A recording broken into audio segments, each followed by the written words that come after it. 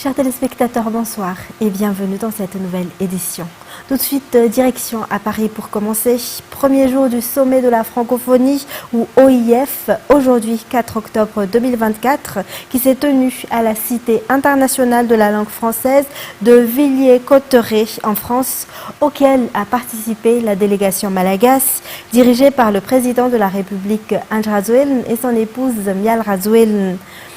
Ce jour a été marqué par la passation entre le pays qui dirigera l'OIF pendant 2 ans, la France, et le pays qui a accueilli le sommet en 2022, la Tunisie. Le président de la République malgache et son épouse ont été les premiers à être reçus par le président français Emmanuel Macron. Sur place, Natera Koutumav et Eraslo Formalan. Le président malgache Andry Rajoelina et son épouse Mial Rajoelina figurent parmi les 5 premiers invités reçus par le président français Emmanuel Macron et son épouse Brigitte Macron en compagnie du secrétaire général de l'OIF lors de leur arrivée au château de Villiers-Cotterêts en France pour assister à la cérémonie d'ouverture de la première journée de la 19e édition du sommet de la francophonie ou OIF. 21 chefs d'État assistent au sommet de la francophonie, tandis que plus d'une dizaine de pays et des organisations internationales ont des représentants.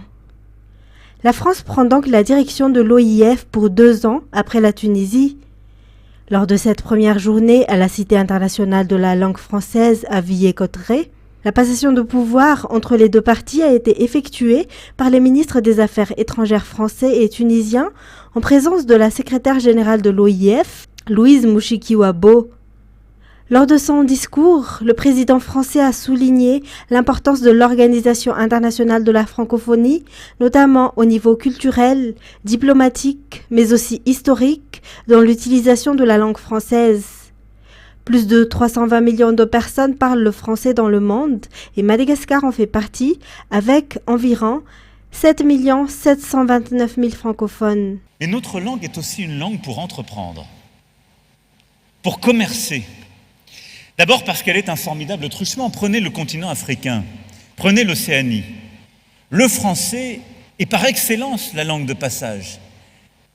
Elle est celle qui permet de basculer entre toutes les langues régionales ou locales, celle qui permet parfois d'unifier l'univers commercial d'un pays ou de toute une sous-région.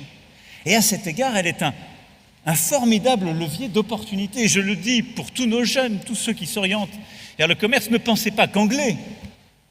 Pensez français pour, à travers l'océan Indien, commercer et réunifier celui-ci. Et de Madagascar à Maurice, en passant par la Réunion ou Mayotte et les Comores, et c'est une langue qui unifie cet espace régional. De la même manière pour l'Océanie, de la même manière pour toute l'Afrique de l'Ouest. L'OIF, qui compte 88 membres, encourage l'entrée ou la participation de ces pays membres au sein d'organisations internationales, notamment en encourageant par exemple la participation de candidats à se présenter aux élections au sein de la Commission de l'Union africaine, dont Madagascar a un candidat au même titre que d'autres pays membres. Les indicateurs de la francophonie sont au vert. Ils font état d'une coopération et d'une complémentarité accrue. Ils font état de candidatures francophones, mesdames et messieurs, des francophones brillants, comme le djiboutien, le malgache et le mauricien à la présidence de la Commission de l'Union africaine en février 2025, et celle des candidats égyptiens et gabonais au poste de directeur général de l'UNESCO pour le prochain mandat.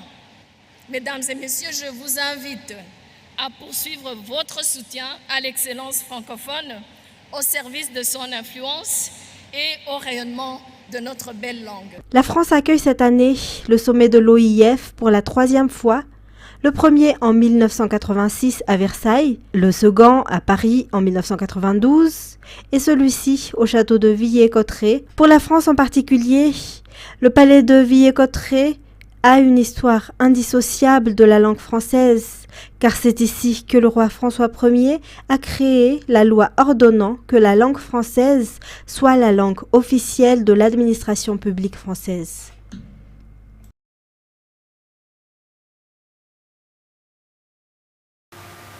Et retour au pays pour la suite des actualités où l'atelier de restitution sur la mise en œuvre coordonnée de la cible 3 du cadre mondial pour la diversité s'est tenu ce jour à Al-Arbi. La cible numéro 3, appelée 30 by 30, stipule que d'ici 2030, 30% des terres et 30% des mers doivent être protégées afin d'assurer la mise en œuvre efficace des actions requises pour l'atteinte des objectifs 30 by 30.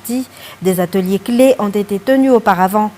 Le but est de renforcer les capacités de toutes les parties prenantes et d'élaborer une feuille de route. Les consultations préalables se sont focalisées sur le cadre juridique, l'utilisation de la technologie de pointe, l'amélioration de la gouvernance et des ressources. Par ailleurs, l'atelier de restitution de ce jour a permis de présenter la dite feuille de route. Écoutons les explications du secrétaire général du ministère de l'Environnement et du Développement durable. Ratifier c'est convenu au niveau international à adhérer au cadre mondial sur la biodiversité qui a été adopté à Kunming, Montréal, en décembre 2022. L'idée étant d'améliorer la conservation au niveau mondial. Ce cadre mondial dispose de 23 cibles, mais la cible 3 a été l'objet de l'atelier, de la série d'ateliers qui a été effectuée depuis début septembre. L'essentiel dans cette démarche, c'est d'avoir jusqu'à 30% de zones, que ce soit terrestres ou marines, qui seront conservées d'ici 2030, d'où l'appellation 30 by 30, 30 by 30. L'objectif étant un objectif international, Madagascar doit inscrire cette vision internationale au niveau national. C'est justement dans cette perspective que nous avons élaboré avec toutes les parties prenantes, que ce soit ceux du monde de la conservation, ceux du monde scientifique, tous les acteurs, de manière à ce que nous disposions d'une feuille de route commune et co-construite avec les différents acteurs pour pouvoir, identifier quelles sont nos priorités, nos actions prioritaires pour atteindre cet objectif de protection de 30% d'ici 2030. Dans les actualités sociales, les sapeurs-pompiers d'Antananarive ont reçu hier de nombreux matériels destinés à protéger les secouristes dans leur travail et à répondre aux besoins des riverains, souligne la PDS d'Antananarive, Arlal Ramalantsou. Les détails avec Saint-Sylvain sur les images de Braz 2100. Les pompiers sont intervenus sur 60 cas d'incendie et de catastrophes au cours des 3 derniers mois.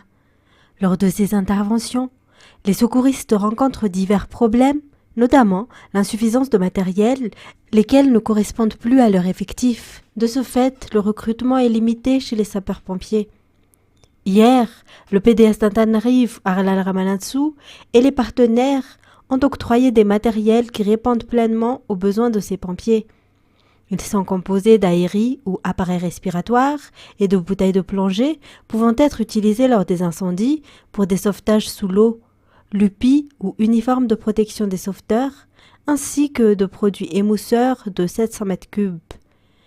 Ces nouveaux matériels seront utilisés pour affronter la période de pluie, d'après les informations. La pêche aux langoustes est fermée jusqu'au 31 décembre 2024. Il est interdit de pêcher, de vendre, d'acheter et de transporter des langoustes sous quelque forme que ce soit. Les entreprises ont jusqu'au 7 octobre pour déclarer leur stock. Fin de Sénamérail. Depuis mardi dernier minuit jusqu'au 31 décembre à minuit, la pêche aux langoustes est fermée.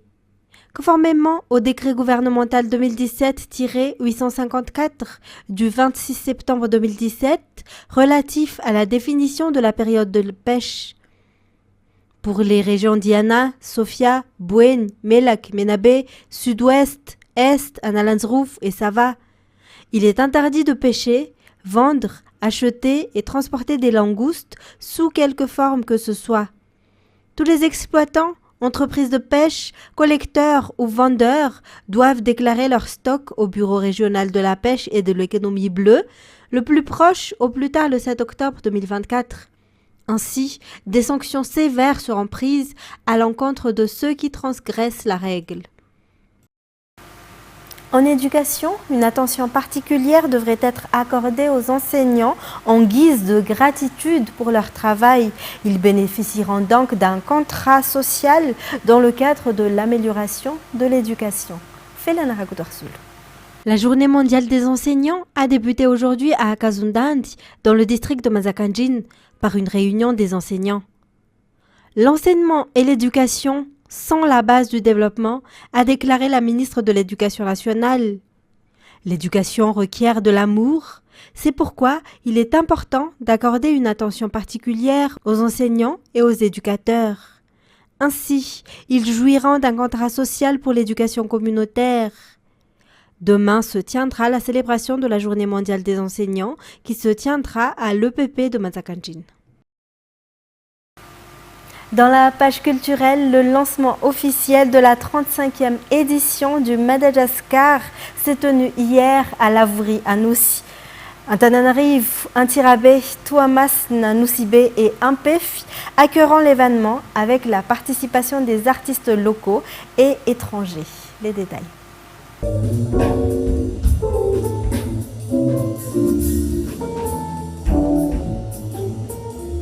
Le jazz est entré à Madagascar dans les années 1950. Jean-Bernard Jeannot Rabesson au piano, Étienne Ramboutine à la guitare, André Dédé Rabesson au saxophone et Raymond Rabesson à la contrebasse ont popularisé ce rythme. En 1989, le docteur Alain Razakatine, le docteur Bruno Razafdjakout et le docteur Henri Rakoutdjabé fonde le club de jazz de l'Alliance française, d'où est née l'idée de Madagascar.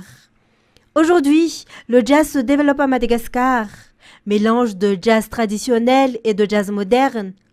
Preuve en est le spectacle à l'occasion de l'ouverture officielle de la 35e édition du Madagascar, animé par le groupe Tati Trabesson, Elsie et le groupe Sami Andiamanour à Lavuri à Noussi. 5 lieux accueilleront le Madagascar lors de cette édition. Antananarive, Intirabe, Impef, Tuamasn et Nusibe. Une cinquantaine d'artistes malgaches et 3 artistes étrangers monteront sur scène et les femmes seront à l'honneur. Outre le côté culturel, l'événement Madagascar qui se tiendra du 3 au 13 octobre dynamisera également l'économie et le tourisme. En parallèle au concert, une masterclass et une conférence sur la place des femmes dans le jazz se tiendront également. Le programme est disponible sur la page Facebook de Madagascar officielle. À l'international, l'armée russe a lancé hier une salve de drones sur 15 régions d'Ukraine qui a provoqué des dégâts aux infrastructures électriques sans faire de victimes. Selon un premier bilan des autorités locales, l'armée ukrainienne enchaîne les revers au sol et dans les airs. France 24. C'est à l'aide de lampes torches que les secours vérifient que tous les habitants ont bien été évacués. Alors que la nuit était tombée sur Kharkiv, une bombe russe a frappé de plein fouet ce bâtiment de 5 étages, déclenchant plusieurs incendies. Une dizaine de blessés est à déplorer. Cet homme a eu très peur pour sa mère. Il y a eu une grosse explosion, tout le voisinage a tremblé, on a entendu les alarmes. J'ai regardé par la fenêtre et j'ai vu de la fumée qui s'échappait. C'est là que j'ai réalisé que c'était la maison de ma mère. Au sol, plusieurs voitures ont pris feu, obligeant les pompiers à intervenir. Kharkiv, mais aussi Zolochiv et Kherson. Depuis hier, Moscou multiplie les attaques. Ici, pas moins de 40 maisons ont été détruites. Il y a aussi des blessés. Sur les 17 personnes blessées, 8 ont été emmenées à l'hôpital où elles sont actuellement soignées. Les 9 autres ont-elles reçu des soins ambulatoires. Une armée russe qui a aussi lancé une salve de drones sur 15 régions ukrainiennes, la cible des infrastructures énergétiques. Plus nombreux et mieux équipés que leurs ennemis, les soldats de Moscou ont hissé mercredi leur drapeau à Vuhledar. Située à la jonction des fronts Est et Sud, la ville est stratégique. Elle offre une vue dégagée sur les alentours, de quoi permettre au Kremlin de poursuivre son avancée vers Pokrovsk, autre ville clé pour la logistique ukrainienne. Et Et l'armée israélienne a dit avoir frappé le quartier général de renseignement du Hezbollah dans la région de Beyrouth.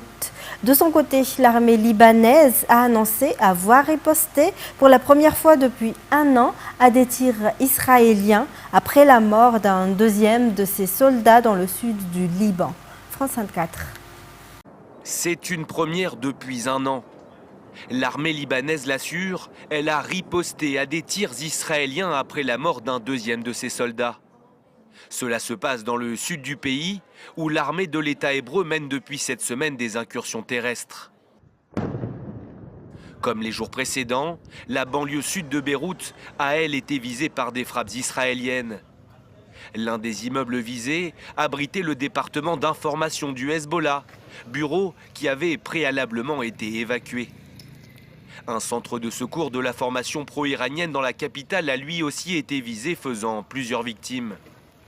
En 2 semaines, plus de 1000 personnes sont mortes au Liban. Son Premier ministre appelle à une cessation des hostilités. Nous devons chercher un cessez-le-feu. C'est mon message. Arrêtez de vous battre. Nous n'avons pas besoin de plus de sang, nous n'avons pas besoin de plus de destruction. Depuis l'explosion des beepers il y a 2 semaines, Israël vise sans relâche le Hezbollah. Objectif affiché de Benyamin Netanyahou, permettre le retour des habitants dans le nord d'Israël, évacués à cause des roquettes lancées par le mouvement chiite depuis le 8 octobre. Au Texas, une organisation de défense des droits des prisonniers dénonce les conditions de détention lors des grosses chaleurs en été à la suite de la mort de 3 détenus. L'organisation a saisi la justice pour exiger que l'État du Texas fasse respecter les limites légales de température à l'intérieur des cellules qui doivent se situer entre 18 et 29 degrés. France 24.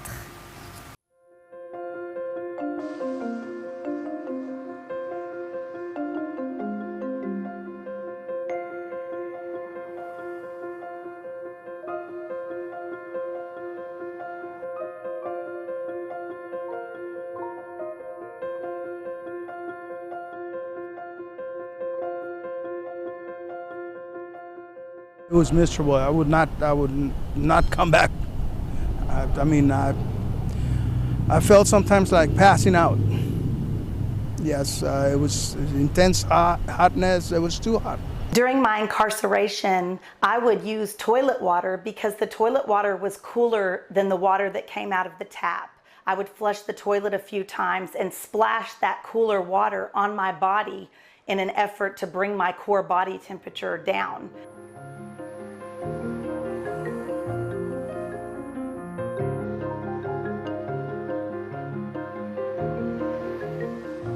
We're here today because over...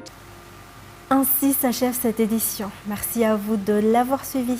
Restez avec nous tout de suite après l'émission Data présentée par Jean-Claude N'Djamalal.